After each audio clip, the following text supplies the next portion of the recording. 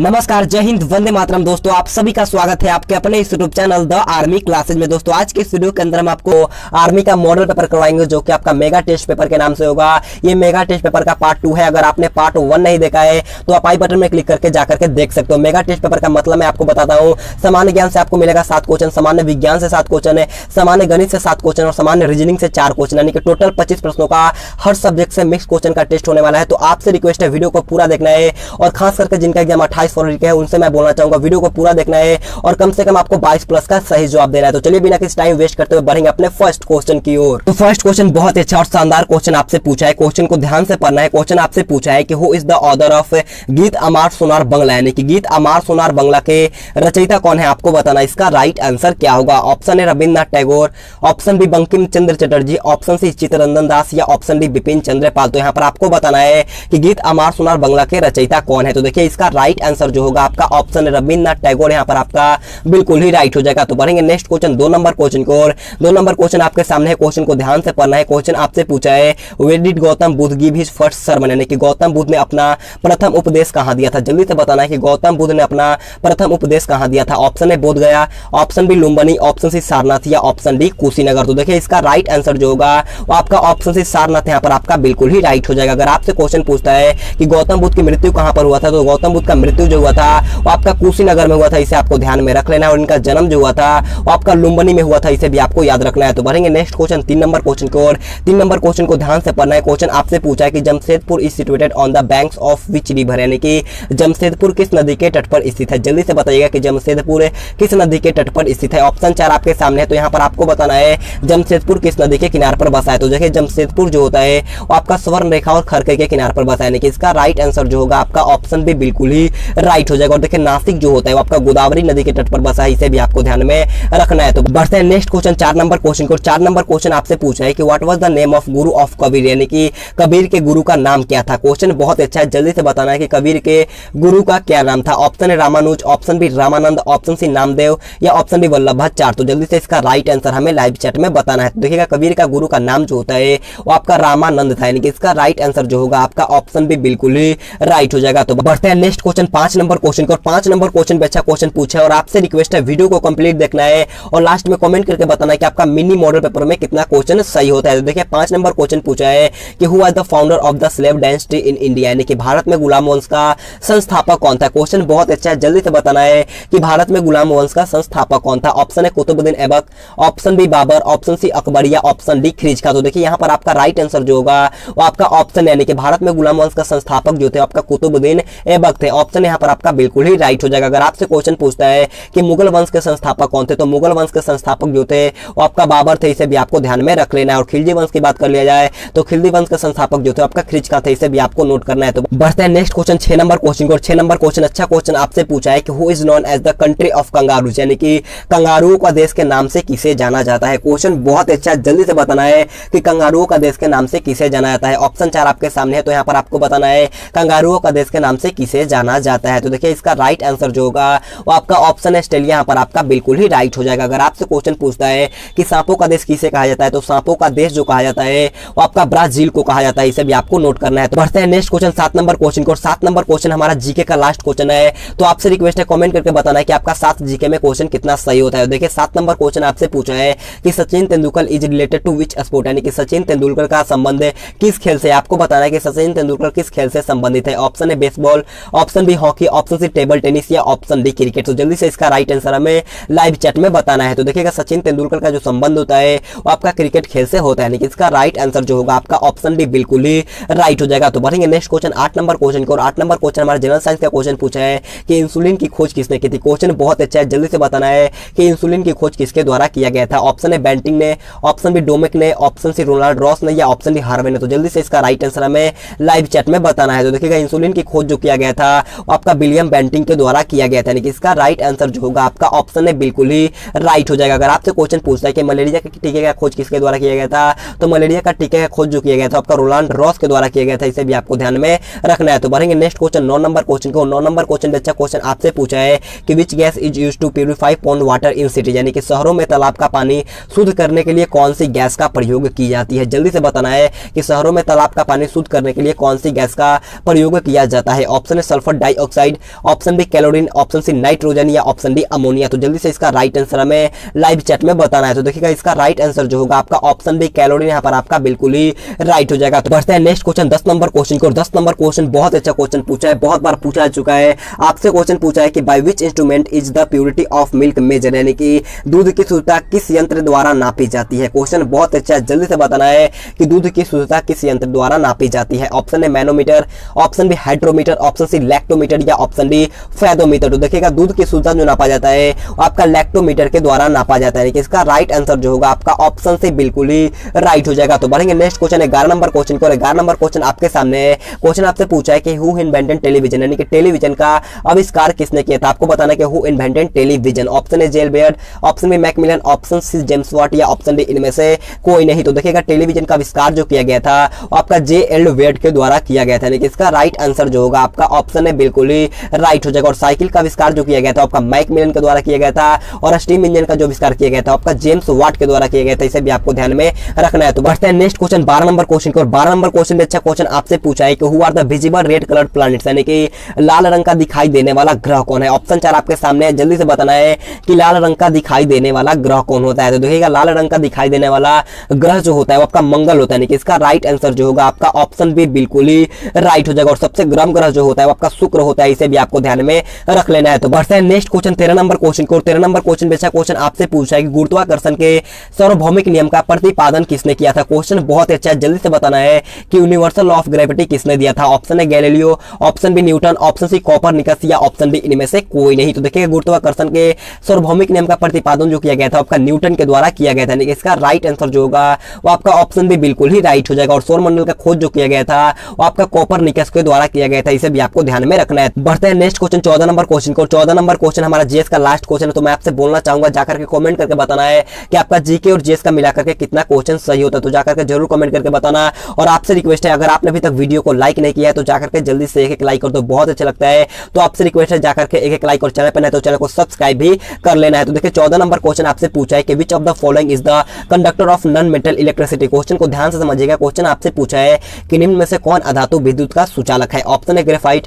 Option B copper, option C sulphur या option D हीरा। तो जल्दी से इसका राइट आंसर हमें लाइव चैट में बताना है। तो देखिए इसका राइट आंसर जो होगा ऑप्शन है ग्रेफाइट, यहाँ पर आपका बिल्कुल ही राइट हो जाएगा। तो बढ़ेंगे पार्ट सी जो कि आपका गणित का होगा। और गणित का क्वेश्चन बोलने से पहले मैं आपसे बोलना चाहूंगा जाकर के जल्दी से कॉपी और पेन लेकर के आइएगा, क्योंकि गणित का क्वेश्चन हमें सॉल्व ही करना होता है। तो जाकर के जल्दी से कॉपी और पेन लेकर के आ जाइएगा। तो देखिए 15 नंबर क्वेश्चन बहुत अच्छा क्वेश्चन पूछा है कि एक वर्ग की भुजा 19 सेंटीमीटर है। क्वेश्चन को समझिएगा। क्वेश्चन पूछा है कि एक वर्ग की भुजा 19 सेंटीमीटर है, तो उसका परिमाप क्या होगा। क्वेश्चन बहुत अच्छा है, आपको भुजा दिया गया है तो पूछा कि परिमाप क्या होगा। तो देखिए वर्ग का परिमाप निकालने का फॉर्मूला क्या होता है, 4 गुना ए। क्या होता है, 4 गुने में साइड, यानी कि 4 गुने भुजा होता है तो 19 मेरा क्या है भुजा है, तो गुने में 19 कर देंगे। और 19 में 4 से गुना करेंगे तो कितना 19 चौका 76 सेंटीमीटर। ऑप्शन यहाँ पर आपका बिल्कुल ही राइट हो जाएगा। तो बढ़ेंगे नेक्स्ट क्वेश्चन 16 नंबर क्वेश्चन की ओर। 16 नंबर क्वेश्चन में अच्छा क्वेश्चन पूछा है। क्वेश्चन को ध्यान से पढ़ना है, अगर आपको आता है तो जल्दी से सॉल्व करिएगा, अगर आपको नहीं आता है तो ध्यान से फोन के स्क्रीन पर देखना होगा। क्वेश्चन पूछा है कि 25 का कितना प्रतिशत 20 होगा। क्वेश्चन को एक बार अच्छे से पढ़ना है। क्वेश्चन पूछा है कि 25 का कितना प्रतिशत 20 होगा। मेरे को पता नहीं है कि वो कितना होगा, तो मैं मान लेता हूँ x% है, तो 25 का x% है कितना 20 होगा। अब देखना है 25 गुने में x% को हम बट्टे में 100 लिखेंगे, बिल्कुल लिखेंगे, और इक्वल टू में आपका 20 चला गया। 25 का 100 और यहाँ पर बट्टे में 1 है। अब क्रॉस मल्टीप्लाई आप कर दो, आपका राइट आंसर आ जाएगा, यानी कि x का मान कितना आएगा, अगर हम 20 में 4 से गुना करेंगे तो कितना आएगा 80। ऑप्शन नंबर डी 80% यहाँ पर आपका बिल्कुल ही राइट हो जाएगा। तो बढ़ते हैं नेक्स्ट क्वेश्चन 17 नंबर क्वेश्चन को। 17 नंबर क्वेश्चन को भी ध्यान से पढ़ना है। क्वेश्चन आपसे पूछा है कि एक आदमी ने 300 रुपए में एक किताब खरीदा। कितने रुपए में, एक आदमी 300 रुपए में एक किताब खरीदता है, 100 रुपए में उसे लाने में खर्च कर देता है। कि वो 100 रुपए उसे मतलब कि किराया उराया दे करके उसे लाने में 100 रुपए खर्च कर दिया। यदि उसने वह किताब 350 रुपए में बेचा तो उसे कितना प्रतिशत का हानि हुआ। क्वेश्चन बहुत अच्छा है, जल्दी से सॉल्व करिएगा और इसका भी राइट आंसर हमें लाइव चैट में बताना है। देखिए एक आदमी 300 रुपए में किताब खरीदा था, 100 रुपए लाने में खर्चा कर दिया, यानी कि टोटल उसका क्रयमूल्य कितना हो गया, यानी कि टोटल उसका खर्चा कितना होगा, अपने तरफ से किया वो 400 रुपए, और इसे बेच कितना में दिया तो 350 रुपए में। क्रयमूल्य कितना है 350 रुपए। तो पूछा है कि उसे कितना प्रतिशत का हानि हुआ। परसेंटेज में पूछा गया, तो सबसे पहले हमें हानि रुपया में पता होना चाहिए। तो हानि निकालने का फॉर्मूला होता है क्रयमूल्य माइनस विक्रयमूल्य। तो 400 में से 350 माइनस करेंगे तो आपका 50 रुपया का हानि आ जाएगा। तो पूछा है कि प्रतिशत हानि क्या होगा। तो प्रतिशत हानि निकालने का फॉर्मूला होता है हानि गुने 100, यानी कि हानि मेरा था 50 रुपए, हानि गुने में 100 बटे में क्रयमूल्य। कभी भी लाभ परसेंट या हानि परसेंट निकलता है क्रयमूल्य पर। तो क्रयमूल्य कितना था टोटल क्राइम था 400 रुपये, यानी कि बट्टे में 400 करेंगे, 00 से 00, 2 दूनी का 4 और 2 से 25, 25/2% की हानि हुई। ऑप्शन बी यहाँ पर आपका बिल्कुल ही राइट हो जाएगा। तो बढ़ेंगे नेक्स्ट क्वेश्चन 18 नंबर क्वेश्चन की ओर। 18 नंबर क्वेश्चन को ध्यान से पढ़िएगा, क्वेश्चन बहुत अच्छा। और मैं आपसे बोलना चाहूंगा आप वीडियो को पूरा देखना है, मैथ और रीजनिंग वाला पूरा पार्ट देखना है और कमेंट करके बताना है कि आपका टोटल मिनी मॉक पेपर में कितना सही। बढ़ते हैं नेक्स्ट क्वेश्चन 18 नंबर क्वेश्चन को। और 18 नंबर क्वेश्चन बहुत अच्छा क्वेश्चन पूछा है, ध्यान से क्वेश्चन को पढ़िएगा और आपसे रिक्वेस्ट है वीडियो को पूरा देखना है। मिनी मॉक पेपर में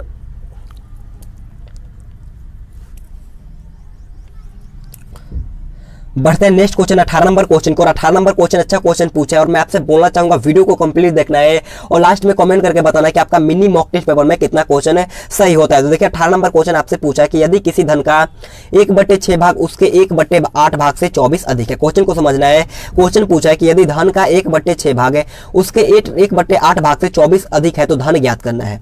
मान लेते हैं धन x है, तो x का 1/6 भाग और x का 1/8 भाग, यानी कि x/6 और x/8 आया। बोला है कि उससे 24 अधिक है, यानी कि x/6 माइनस का x/8 कितना है, 24 अधिक है। 6 और 8 का एलसीएम क्या होगा, जल्दी से बताना है कि 6 और 8 का एलसीएम क्या होता है। जल्दी से लाइव चैट में बताइएगा कि 6 और 8 का एलसीएम क्या होगा। तो देखिए 6 और 8 का एलसीएम जो होता है वो आपका 24 होता है।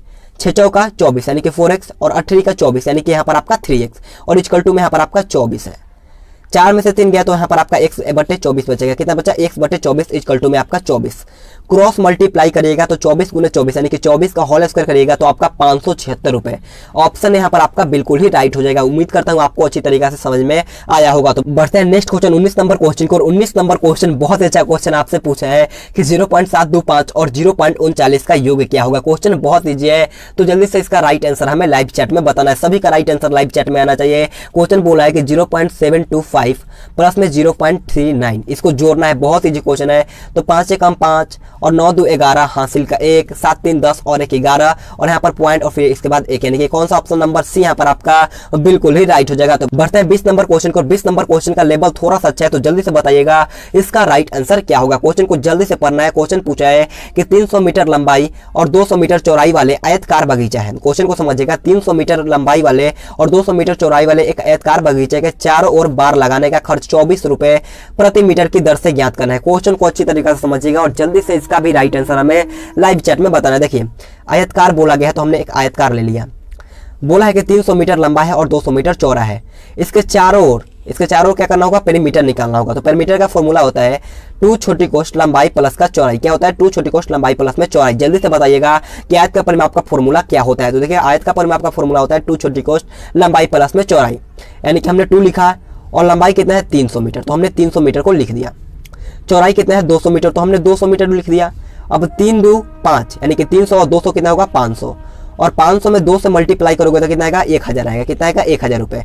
तो बोला है कि चारों ओर बार लगाने का खर्च 24 रुपए प्रति मीटर की दर से करना है। तो बस कुछ नहीं करना है, 1000 में 24 से गुना कर दो, यानी कि 1000 में हम लोग 24 से गुना करेंगे तो आपका राइट आंसर आएगा ऑप्शन नंबर डी। यहाँ पर आपका बिल्कुल ही राइट हो जाएगा। तो बढ़ते हैं 21 नंबर क्वेश्चन को। 21 नंबर क्वेश्चन बहुत ईजी क्वेश्चन है, सबको आना चाहिए। क्वेश्चन पूछा है कि 13 स्कूल बैगों की कीमत 1950 रुपए है, तो ऐसे 4 स्कूल बैगों की कीमत क्या होगी। देखिए 13 स्कूल बैगों की कीमत है 1950 रुपए दिया गया है, तो ऐसे 4 स्कूल बैगों की कीमत क्या होगी। तो जल्दी से सॉल्व करके इसका भी राइट आंसर हमें लाइव चैट में बताना है। और आपसे रिक्वेस्ट है अगर आपने अभी तक वीडियो को लाइक नहीं किया है तो जाकर के जल्दी से एक लाइक कर दो, बहुत अच्छा लगता है। तो प्लीज आपसे रिक्वेस्ट है जाकर के एक लाइक कर दो। आप खुद सोच के देखो मेरे दोस्त, आपको कितना कम टाइम लेते हैं और इतना ज्यादा क्वेश्चन कराते हैं। आप खुद सोच के देखो यार, बहुत ज्यादा कम टाइम लेता हूँ यार। एक लाइक कर दो, बहुत मोटिवेशन मिलता है। तो आपसे रिक्वेस्ट है जाकर के जल्दी से एक लाइक कर दीजिएगा। तो देखिए 21 नंबर क्वेश्चन पूछा था कि 13 स्कूल बैगों की कीमत है 1950 रुपए है, तो ऐसे 4 स्कूल बैगों की कीमत क्या होगी।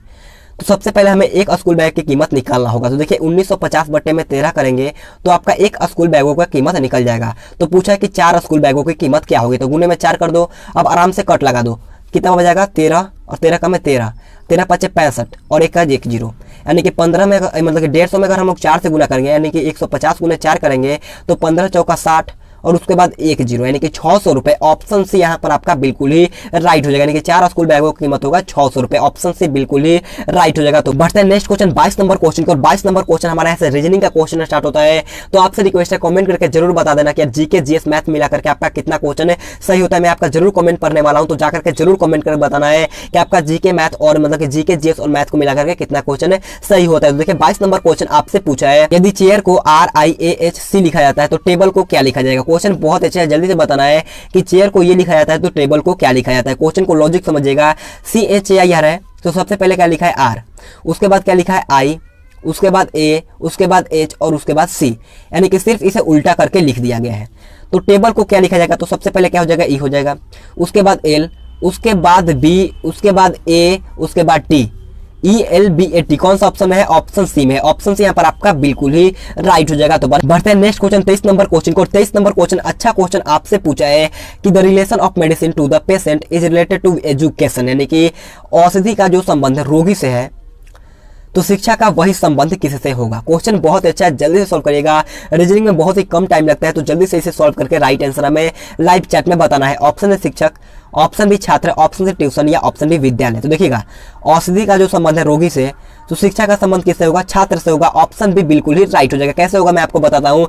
औषधि तो दिया जाता है आपका रोगी को दिया जाता है, तो शिक्षा किसे दिया जाता है, तो शिक्षा तो दिया जाता है आपका छात्र को दिया जाता है। इसे आपको नोट करना है। तो बढ़ेंगे नेक्स्ट क्वेश्चन 24 नंबर क्वेश्चन को। 24 नंबर क्वेश्चन को ध्यान से पढ़ना है। क्वेश्चन बहुत अच्छा क्वेश्चन आपसे पूछा है कि राम कृष्ण से भारी है। राम जो है वो कृष्णा से भारी है लेकिन मोहन से हल्का है। अशोक भारी है मोहन से, तो सबसे भारी कौन है। देखिए इसमें लड़का कितना है, तो देखिए एक राम हो गया, एक कृष्णा 2 हो गया, यहाँ पर एक 3 हो गया और एक क्या, यानी कि टोटल 4 लड़का है। तो मान लेते हैं 1 2 3 और 4 राम कृष्णा, मैं मान लेता हूँ राम कृष्णा, उसके बाद मोहन है, फिर उसके बाद अशोक है। अब क्वेश्चन जैसे बोलेगा हमें वैसे करना होगा। देखिए बोला है कि राम कृष्णा से भारी है, यानी कि राम ऊपर चला जाएगा, राम कृष्णा से भारी है, तो कृष्णा क्या होगा, इससे छोटा रहेगा, यानी कि इससे कम भारी है। अब बोला है कि लेकिन मोहन से हल्का है, यानी कि राम जो है वो मोहन से भी हल्का है, यानी कि सबसे बड़ा कौन हो गया अभी तक, मोहन चल रहा है, यानी कि सबसे भारी मोहन चल रहा है। फिर बोला है कि अशोक भारी है मोहन से, मोहन से भी भारी कौन है, अशोक आ गया, तो सबसे ऊपर कौन चला गया, अशोक चला गया। तो पूछा है कि सबसे भारी कौन है, सबसे भारी कौन है, अशोक है, यानी कि ऑप्शन नंबर डी अशोक यहाँ पर आपका बिल्कुल ही राइट हो जाएगा। उम्मीद करता हूँ आपको अच्छी तरीके से समझ में आया होगा। तो बढ़ते हैं नेक्स्ट क्वेश्चन 25 नंबर क्वेश्चन को। 25 नंबर क्वेश्चन आपके होमवर्क के लिए रहेगा। क्वेश्चन आप सभी से पूछा है कि टीना पूरब की ओर गाड़ी चलाती है, फिर दाएं मुड़कर 65 किलोमीटर चलाती है, फिर बाएं मुड़कर 33 किलोमीटर जाती है, तो उसका मुंह किस दिशा की ओर है। इसका राइट आंसर आप कमेंट करके बताना। मैं आपको डायरेक्शन पा देता हूँ। यहाँ पर आपका होता है नॉर्थ, यहाँ पर आपका होता है साउथ, यहाँ पर आपका होता है ईस्ट और यहाँ पर आपका होता है वेस्ट।